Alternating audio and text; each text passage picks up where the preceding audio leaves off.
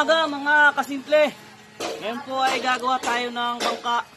Papakita ko sa inyo kung paano ang mga diskarte.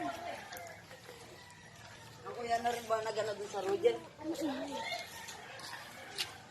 Itong kahoy na ginamit ko ay dita. Makunat daw ito. Magandang klase ng kasko, magaan. Ang lapad nito ay 15. Ang haba ay 23.9. Ngayon, hukayan ko nito. Bukas baka malagyan ko na ng tulite.